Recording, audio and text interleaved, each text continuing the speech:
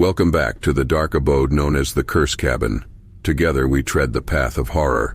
As we embark on another bone-chilling tale, I urge you to show your support, leave a like, subscribe, and let the nightmare begin.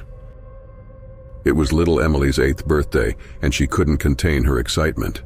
Her parents had planned a special surprise for her, and as she eagerly tore open the wrapping paper, her eyes widened with delight. Inside the box was a beautifully crafted porcelain doll with curly blonde hair and an intricately detailed dress. "Oh, she's so pretty," Emily exclaimed, hugging the doll tightly. Her parents smiled, pleased with their choice of gift. The doll had a serene expression on its face, but something about it sent a shiver down Emily's spine. Nevertheless, she brushed off her unease, attributing it to her overactive imagination. She named the doll Amelia and placed it on her bedroom shelf, where it would join her other cherished toys. As days turned into weeks, Emily began to notice strange occurrences around the house. Small objects would inexplicably go missing and reappear in unusual places. Whispers echoed through the corridors, even when she was home alone. Emily felt a constant uneasiness, as if someone were watching her. Nighttime was the worst. Amelia's presence seemed to grow more ominous, her porcelain eyes seemingly following Emily's every move. The soft rustle of Amelia's dress would occasionally reach Emily's ears, even when she was certain the doll hadn't moved. One night, as Emily lay in bed, she heard faint laughter emanating from her room. Trembling, she crept out of bed and followed the sound. It led her to her bedroom, where Amelia stood in the moonlight, her porcelain face now twisted into an eerie grin. Emily's heart raced as she realized the doll was laughing. Emily's parents noticed their daughter's mounting distress. They attributed it to a simple case of overactive imagination and tried to reassure her that there was nothing to fear. But Emily knew deep down that something was terribly wrong. Amelia's presence grew increasingly malevolent. She would change positions on the shelf overnight, seemingly mocking Emily with her new poses.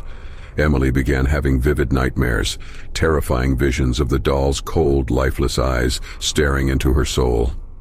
During the day, Amelia's influence seeped into Emily's interactions with others. She became withdrawn and irritable, her once joyful nature replaced by a sense of foreboding. Her parents grew increasingly concerned, unable to comprehend the true source of their daughter's distress. One stormy night, Emily's parents decided to take matters into their own hands. Determined to rid their daughter of her fears, they entered Emily's room to confront Amelia. But as they approached the shelf, a gust of wind extinguished all the candles, plunging the room into darkness. In the blackness, the doll's laughter echoed through the room, growing louder and more menacing with each passing second. Emily's parents stumbled back in horror as they felt an unseen force pushing them toward the doll.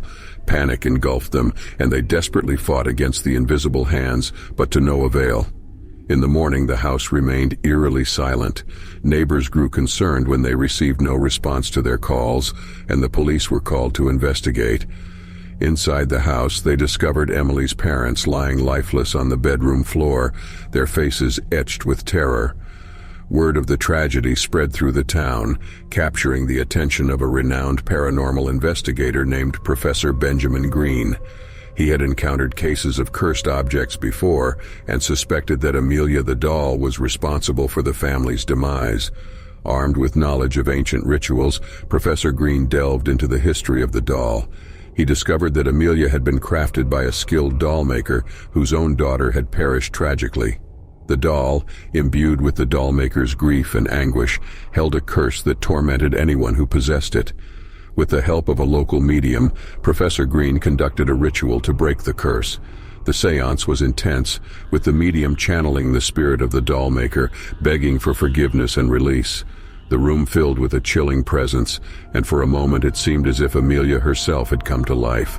Suddenly the doll shattered into pieces, its curse broken forever. Emily, who had been present throughout the ritual, felt an overwhelming sense of relief wash over her. The weight of Amelia's malevolence lifted, and she knew she could finally move forward. Years passed, and Emily grew into a resilient young woman. The memories of Amelia and the horrors she had brought slowly faded, but the lessons she had learned remained. Emily dedicated herself to helping others plagued by the supernatural, following in the footsteps of Professor Benjamin Green. She became a paranormal investigator, determined to bring peace to those haunted by curses and restless spirits. But every now and then, as Emily embarked on a new case, she would catch a glimpse of a porcelain doll with curly blonde hair in the corner of her eye, and she would remember, for in the face of darkness, she had found her strength.